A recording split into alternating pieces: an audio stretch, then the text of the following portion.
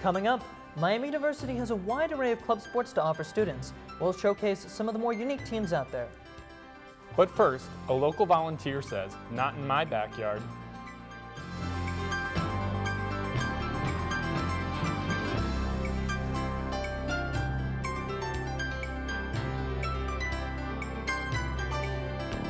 Welcome back to Oxford Weekly News. I'm Ryan Terhune. And I'm Dylan Srocki. Invasive species are a growing issue across the country, but Oxford residents are fighting back. Amanda Bentley-Breimer's backyard has some of the biggest, toughest weeds in Oxford.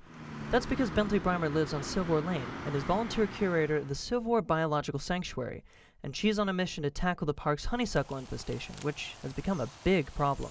So I'm 5'2", and this honeysuckle is probably double my height, so it can grow even higher, up to 15 to 30 feet. Honeysuckle first arrived in southern Ohio in the 1950s, first planted by landscapers as a privacy barrier, but the shrub's fast growth and hardiness soon made it a persistent barrier in natural areas. One of its common names is Amur honeysuckle, A-M-U-R, and that's because it's named for the Amur River, which is on basically the border between China and Russia, so very cold.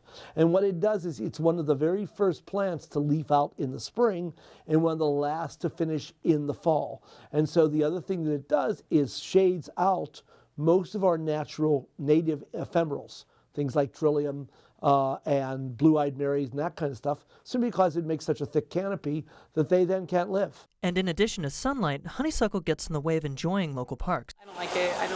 I think it's kind of ugly, and it's a bummer. Like, you go to forests where you just see lines of trees and like no underbrush. It's so beautiful. Yeah. So I always think it's kind of a bummer. Yeah, I remember being up in Cleveland for a friend's wedding, like last fall, and one of the mornings I went for a run in the woods, and there was no honeysuckle, and I was like, oh my gosh, this is what nature's supposed to look like. But others have simply given up on local parks.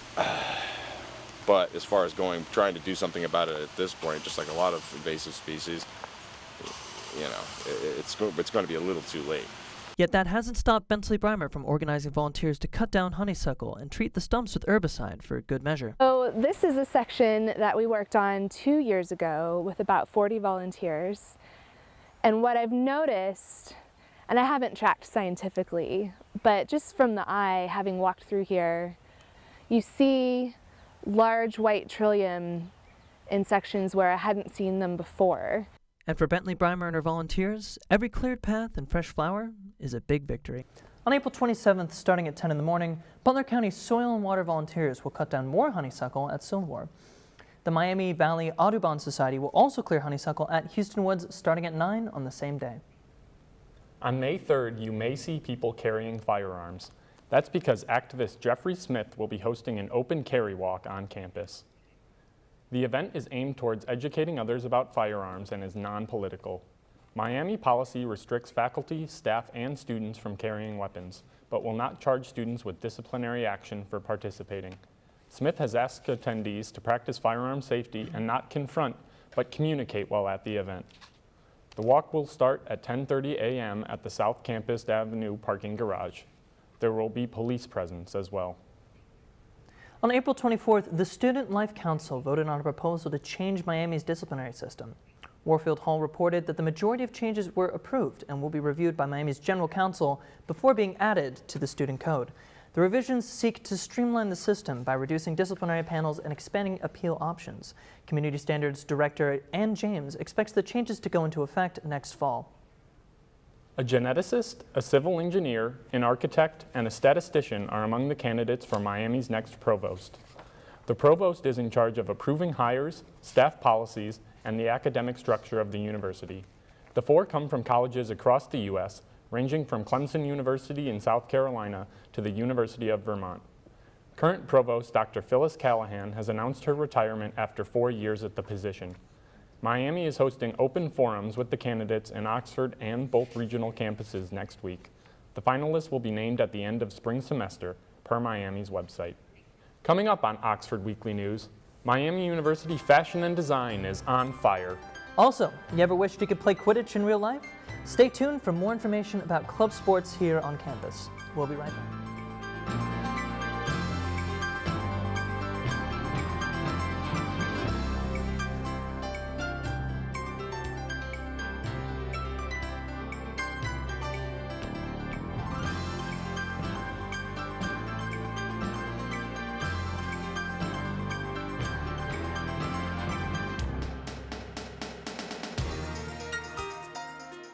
Looking to see the latest fashion trends? Miami University Fashion and Design is hosting its 13th annual fashion show called Elements.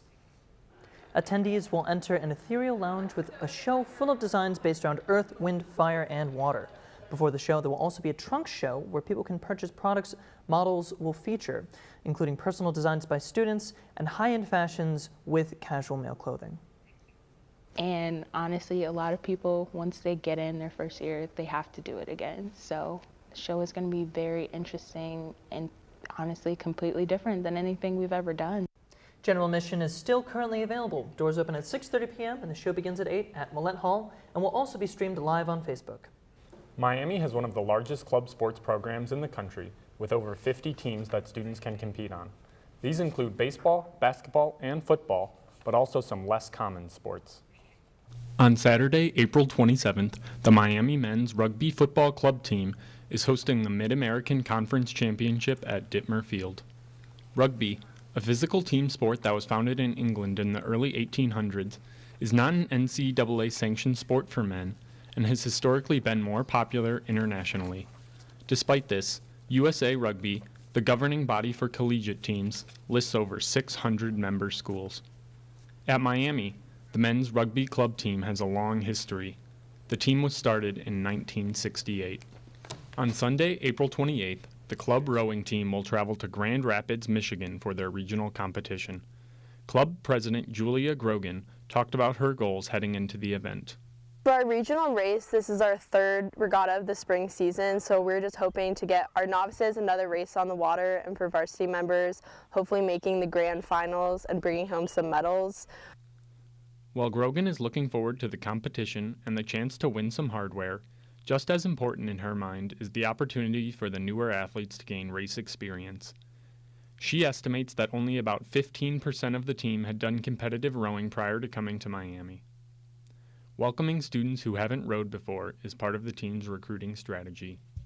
On Sunday, April 14th, the club Quidditch team finished their most successful season ever. They made it to the Sweet 16 of the national tournament before falling to the University of Virginia. Club president Elena McDonald says there are certain benefits to playing a sport that is based on a fictional game from the Harry Potter series. It's actually really interesting when it's on your resume. So for me, on my resume, it says I'm the president of Quidditch here at Miami. It's a great conversation starter because that's the first question they go with. It's like, so what's Quidditch and how do you play? So yeah, I definitely get a lot of confused looks, but it's definitely a good icebreaker for sure. With the weather warming up, other unique club sports teams that you might see playing or practicing in the Oxford area include women's baseball, ultimate frisbee, and sailing. After 2 weeks of searching, Miami has found a new women's basketball coach. Deanna Hendricks has been named coach after spending 7 seasons as the head coach at High Point University. Last year, Hendricks and the High Point Panthers had a 22-9 record. Hendricks said the MAC championship and having all conference players will come as a result of serving others.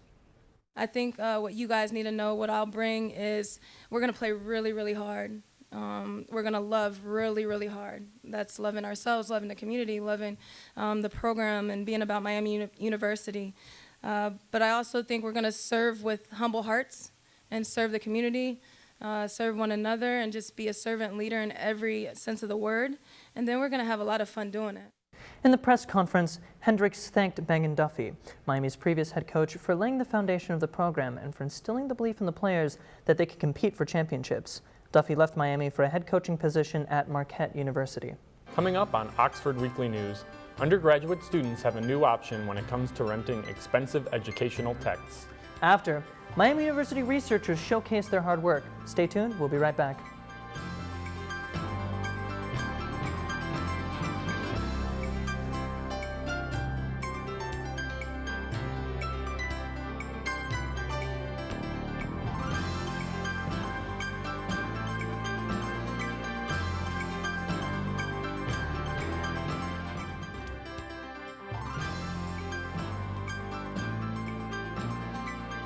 Welcome back to Oxford Weekly News. I'm Ryan Terhune. And I'm Dylan Srocki. Miami is joining 26 universities in using the software Unison. The program pairs with Canvas and allows instructors to track student learning information. Students should be able to save up to 60% on textbook costs thanks to the Coalition's shared textbook network. The pilot program will start January of 2020.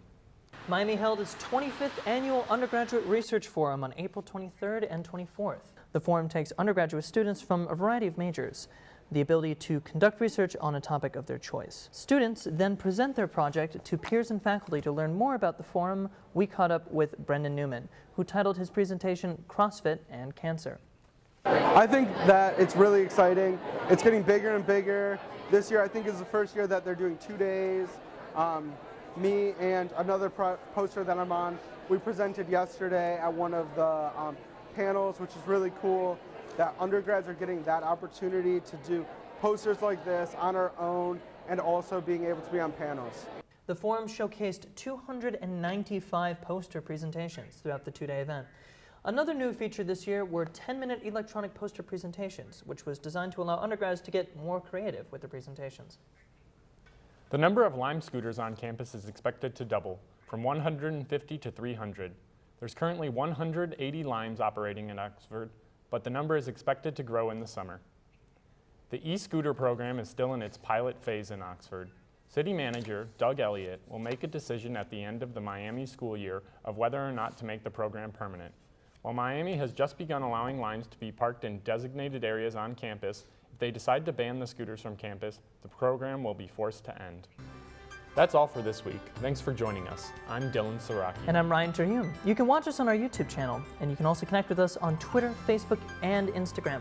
Just search Oxford Weekly News.